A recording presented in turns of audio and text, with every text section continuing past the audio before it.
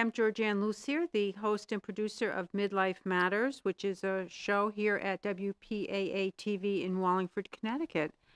And I'm coming up on the end of my 6th year. I've had the pleasure of interviewing over 60 women during that time. And in this last season, I've been delighted to look back and realize that I had several guests who were 90 plus or certainly in their 70s, who were just such wonderful examples of the human spirit and what women can accomplish. Each of these women really developed their own way of continuing to contribute into what we would call the later years. Typically, ages 55 to 75 are considered the young old in some of the psychological studies. And these women just keep going. They have found a way to use their own talents to make contributions, to get that reward of having really become expert in certain things, and to continue to learn and grow. So I'll talk about a couple of these women. One earlier in the year was Judith Altman. Judith is 93 and a Holocaust survivor. And she has taken it upon herself to educate as many young people as possible about what happened to her and her family and her community during World War II and the Holocaust. And a remarkable thing about Judith is that she tells her stories in school settings so eloquently and in a spirit of forgiveness. She has gone on to lead a very full life. She became a graphic artist, designer. She had children, wonderful marriage, really was able to put what happened to her and her family into perspective, but to never forget or shut that out. And her mission is to really help keep the story alive so that it never happens again. And Judith is just a wonderful, loving person. So proud to call her now a friend of mine. Another woman, Jean Cherney, I had on, fortunately, twice on the show. The first time we really focused on the fact that at the age of 70, after having lived in various places, being a mom, but always being a working mom, she found herself out of a job. She was in what I would call some of the earlier days of assisted living and probably was subject to being purchased by another organization.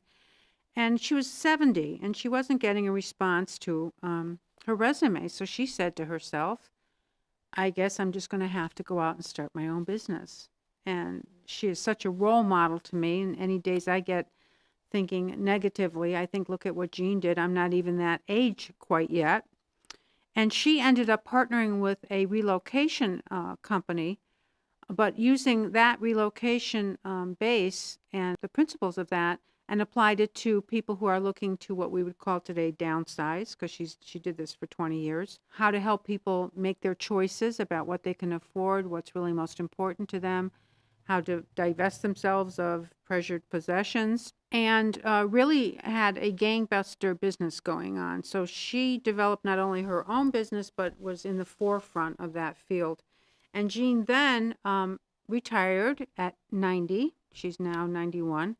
And for her 90th birthday, her daughter took her to Africa to visit the giraffes because Jean will be the first to say she's a taller person. And as a young woman, she admired giraffes because standing still, they might look a little gangly, but when they're in motion, they're very elegant and graceful. And so that's her animal totem, if you will. So she, graced us with stories about going to Africa. And yes, there were some challenges, particularly being older and going on a small 4 or 6-seater plane out into the outback. And then when she went to move herself, she recently relocated to the West Coast. She said, how could I have had the nerve to tell people how to do this? Because I thought it was the hardest thing ever. So again, very much in a learning mode, and now she's thriving in her new location. My third woman that I had on this year, Anne Lehman, is a working metal artist. We have photos of her brazing and welding, and She was fortunate to grow up in a family that had a lot of good fortune in terms of being able to help her learn through travel, very fine education background in the arts. And but she worked her whole life at honing her skill, including being a professor at Yale, helping to found community arts groups and in New Haven area, and also an active horsewoman and being a real advocate to help that be a thriving community in her hometown of Bethany. And she just said she always wanted to do something in more than one dimension, and that's exactly what she does, working with the metals, doing the sculpting, and helping pass on all her talents. And she is 90, maybe 91 at this point. So I just wanted to share that this can be a group of people that we don't think exists, particularly women who have had careers and interests and passions and talents their whole lives and continue to contribute and grow and learn and just are an inspiration to us all. So I wanted to share that with you folks because we can't forget that there are role models out there and there are reasons to celebrate the opportunities we encounter as we get older. I'd like to share some clips from the conversations I had with some of these women. Anne Lehman, the metal sculptor, artist, professor, horsewoman. Judith Altman, the Holocaust survivor, thriver, who has just reached out to so many school children in the thousands. And Jean Cherney, who created her own business at age 70 and got to see her beloved giraffes in action at age 90. How did you begin? What interested you? Tell us the story. I have been interested in sculpture a long time because I have always been drawing and interested in portraying things in any other way. And I kept wanting to make something dimensional. I never was happy with things flat. So as the years went by, and I had lots of painting lessons and things like that, and I got into college, and then at Smith College, you can't even take sculpture until you've done all the painting 101 and 102, which I did. Finally, I got into sculpture and finally found a medium that I can express best. And were there many women doing metal sculptures? No, there weren't many in the beginning. As time went on, the women, as we know, have ventured into everything, and the world has become more acceptant. Although many, you hardly know it's a woman. There's not a differentiation between the way the women do the art and the way the men. That may be because of the equipment today. The modern equipment is wonderful. I believe you should know your materials. Then you can, you know how to express yourself in any way. It tells you how to express yourself. A lot what technology has done for sculpture. It frees an artist up to make designs that you hadn't thought of before and that you couldn't do easily. The point is to be able to express yourself. Please tell us about your early days. Well, I come from Czechoslovakia. It was the most democratic country, such as the United States. No discrimination whatsoever, free schooling, free enterprise. But that ended, unfortunately, in 1939. When Hitler occupied, the first country he occupied was Austria, and that was the German-speaking country, and they welcomed it. Then came Czechoslovakia, and Hitler said, all he wants is the Sudeten part, where it was predominantly German-speaking people. So then he said after that he will not go any farther. But unfortunately he did not keep his word. And in 1939, in March, he just walked in. While we are still walking around with our number, with a medal on our jacket, Nedamese, we said we will not give in. It was the most devastating time. When Hitler occupied Czechoslovakia, our part was given back to Hungary. And Hungary was a Nazi regime as well. The Jews in that part were treated the same way as they were treated in all the other countries where Hitler occupied. Every Jew had to wear the Star of David. Our life has changed drastically. Jewish children could no longer go to school. I met my friend Olga. She said, Judy, why weren't you in school today? Because I'm Jewish. But you were Jewish yesterday. She could not understand what happened. He gave orders that from all the camps they should bring the Jews, the Häftlinge, we were called Häftlinge, victims of Häftling. I don't know the actual translation to Häftling. To gather them to one place. And when they see that the Allies or the Americans or the Russians coming closer, give every prisoner a poisoned piece of bread. He did not want them to find any alive people. So when the Allies or the liberators will come, they will find dead bodies. I made up my mind. I said, if I survive, I will tell the world and tell young children what to do and to look out and not to trust and look out for it and see what they can do to prevent that such atrocity should not happen anywhere in the world, God forbid, in our own country. And this is what I do. I try to talk to as many children as I can because they are our future and they will see to it that such atrocity shouldn't happen again. And they should see that wherever they can help, they should. And I'm just delighted to have you on the show, Judith. I thank you again very much, and many people should see, because unfortunately, it's blossoming again. The indifference, the intolerance, the anti-Semitism is growing. When we were liberated, we said never again, but it's happening again. Where did we fail? What didn't we do enough? We should have convinced the world, but it's happening again and again everywhere. Well, you're certainly doing your part to combat that. Your senior living solutions came about because, if I can tell your story a little bit from our last time, bring our viewers back up to date. You had been in the residential business, had your resume out there, and I think at that time you were in your 70s. And gee, you weren't getting a lot of response. No. So you said, I said, I'm going to start my own business. there you go. If nobody wants to hire me, I'm going to start my own business, which I did.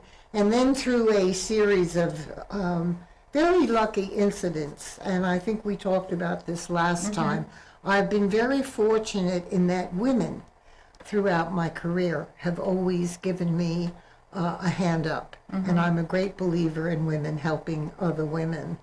And it was a woman who I went to see just to see if perhaps we could arrange some sort of referral arrangement. I was helping seniors make a move. She was a vice president of a real estate company, and I thought maybe I could refer people to her, whatever. And she listened to what it was that I did. Her name is Maureen Campbell, and she said, Jean, we're going to start a whole senior division at our real estate agency, and that was about 15 years ago, and that's what we did. And I know when you had talked about your services, people needing to adopt a new lifestyle, make decisions about their future, and hopefully getting to a point of peace of mind, right? Yes. Those were all things that you were very set on helping people achieve. Yes. And so that's what you've been able. Yes, well, to do I'm for yourself. excited about it. Yeah, It's a whole that's new wonderful. area to explore. Yeah. And I think that's always exciting. It's a Sure. new chapter. Yes, absolutely. In terms of taking our own advice, what are some hopes and reflections that you have as you're moving to that area? I hope, of course, as I think anyone who is aging, I hope that my very good fortune in remaining healthy stays. That's always, I think, uppermost. I think when you're younger, you take it for granted. Yes. As you age, you realize this is, above all, the greatest gift of all, is Yes. if you are healthy. I'm looking forward to being an active part of this community, perhaps writing a column for one of the Portland papers, learning about that whole area of the country as well, which I'm not familiar with. And who knows what else may turn up that will be interesting and exciting. Yeah, so you're just leaving a lot of space for let's see, Yes. right? You're having kind of a let's see attitude and Yeah. let it all get filled in. Yes. I always ask guests about advice to our younger selves. So if you think about who you were when, I know you lived in, we covered last time, Japan Japan, for a while, being a mother, and all the different careers you've had, and the women that have helped you along the way. Very much. As you think of the younger Jean, what might you tell yourself? Perhaps not to worry, that sometimes it seems like there are roadblocks or life doesn't happen in a straight direction, but sometimes something that at the time seems like an obstacle turns out to be a good teaching lesson, or looking back, actually an important turning point that you don't see at the time. I think I would worry perhaps less. Certainly, that's good advice for all of us. Women who are trying to do that, being a mom, pursuing their dreams. There's a point in kind of midlife where it can seem like, how does this all continue to stay together and move forward?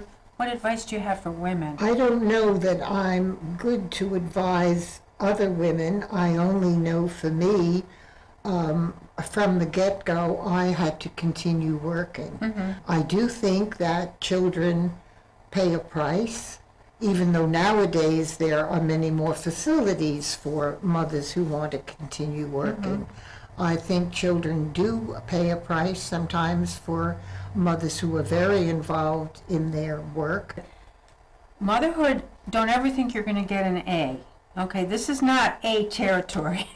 Right. Settle for, the best you can do for who you are, and at different stages you'll be more or less accomplished. Yeah. I mean, it's just such an ongoing challenge, isn't It it, is. to have someone else's life and future being shaped by Yes, Yes, it what is. you're And experiencing. we're not all powerful either. Right. Each child has its own personality as Right. well. And you often meet people that under very bad circumstances have turned into brilliant, useful, contributing people.